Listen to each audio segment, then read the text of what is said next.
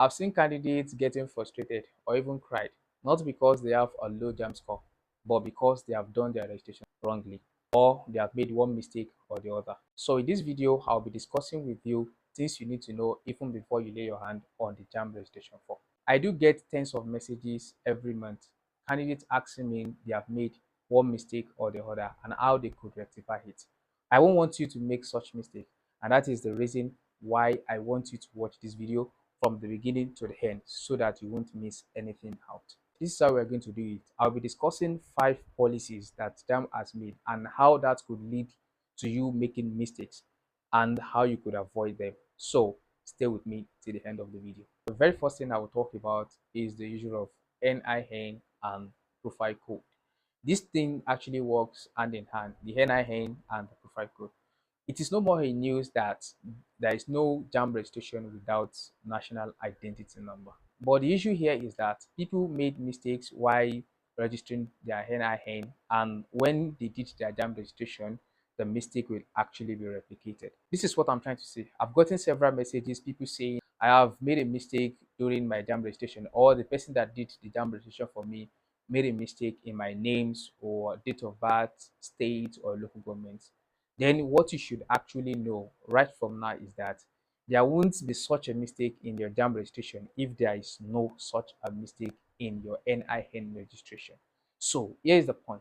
When you are registering for your NIN, you have to take it as if you are already registering for your JAMB, in the sense that you have to make sure whatever thing they are going to use for you for the NIN is correct. For the issue of names, you have to make sure that the names that will be used for your NIN registration will be the same names on your credentials.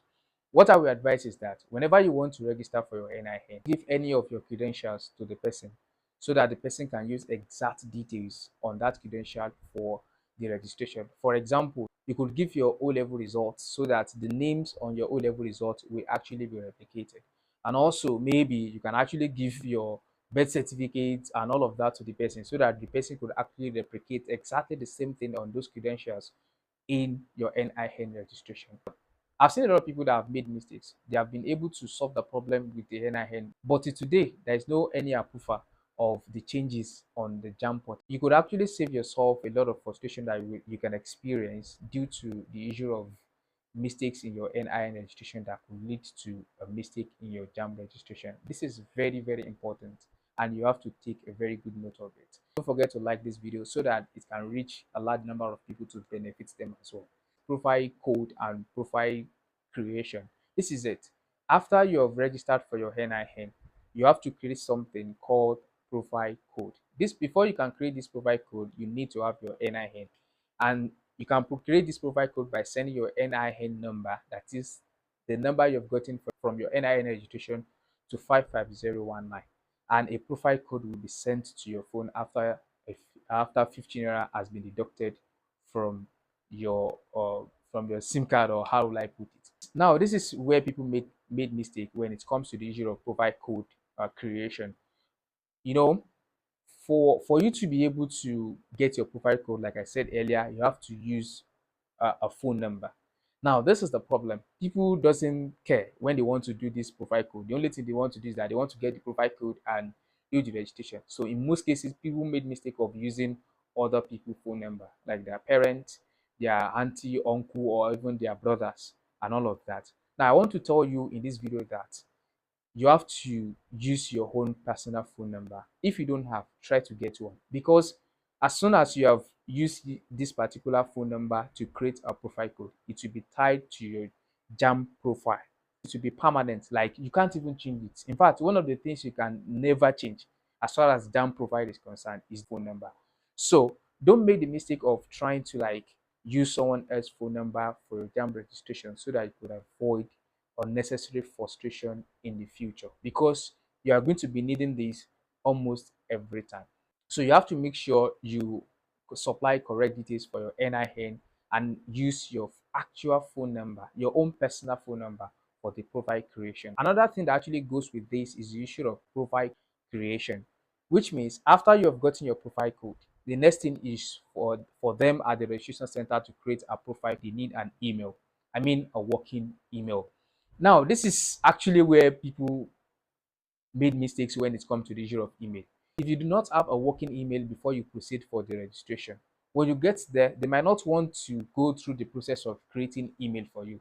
Then they might actually just think of using something. They just combine something together at gmail.com or at yahoo.com for you and use it to create your profile code. And this exactly has created a lot of problem for a lot of candidates I have known. In fact, it has actually caused someone that I know before not gaining admission that very year just because of the issue of email. Now, what I'm trying to say is that even your email, you can get it ready as soon as possible.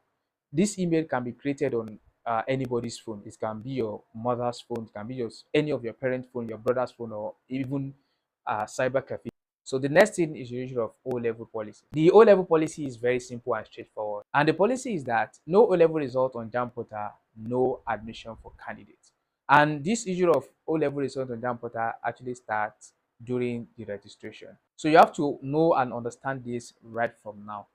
Like a lot of people do ask if JAMB accept awaiting result. Yes, you can use awaiting result for JAMB, but you should make sure that the O-level result is actually uploaded as soon as the body, maybe WAEC or NECO, release the result. But that's not even the problem here. The problem here is that during your registration, for people or candidates that will be going to the registration center with their O-level result, that is, you are not using awaiting result, you already have your O-level result, make sure your O-level is uploaded on the JAMB portal and make sure you confirm it. Now, when you get to the registration center, there is this computer that will be in front of you where you are going to be seeing how your registration is being done on the computer. So make sure you pay a very good attention to make sure your O-level is successfully uploaded. Then if you are not sure if the O-level is successfully uploaded, you can ask the registration attendant, that is the person attending to you or the person doing the registration for you, to confirm if the O-level has been successfully uploaded. This can actually cost you losing admission for the year if you are not careful. That is, if you already have it in mind that the O-level has been successfully uploaded and maybe the person do not upload the O-level result for you, then you might actually lose the admission just because of that. That is not about the issue of O-level result policy. No O-level result on JAMB portal, no admission. So make sure your O-level result is successfully uploaded before you leave the registration center. So get your O-level ready now and get yourself prepared for the registration. Moving to the next policy is the policy of JAMB registration center.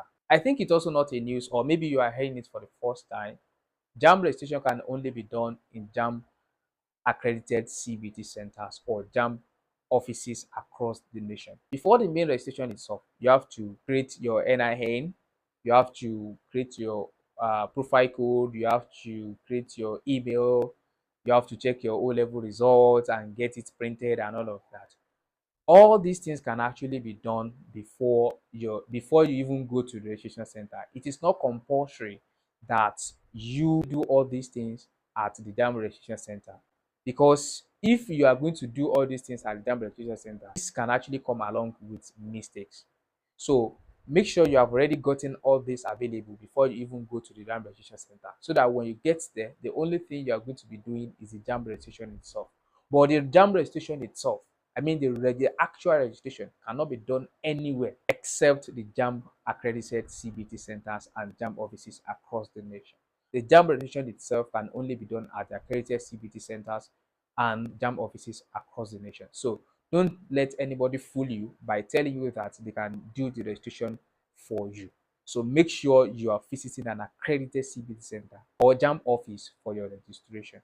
The last but not the least policy is the issue of declaration of current admission status. This is a new policy by JAMB starting from 2026 JAMB registration. That is, candidates have to declare if he or she has already gotten admission or gained admission into a particular institution or a particular course before that year. You just want to do JAMB so that you can secure admission into another course or another institution.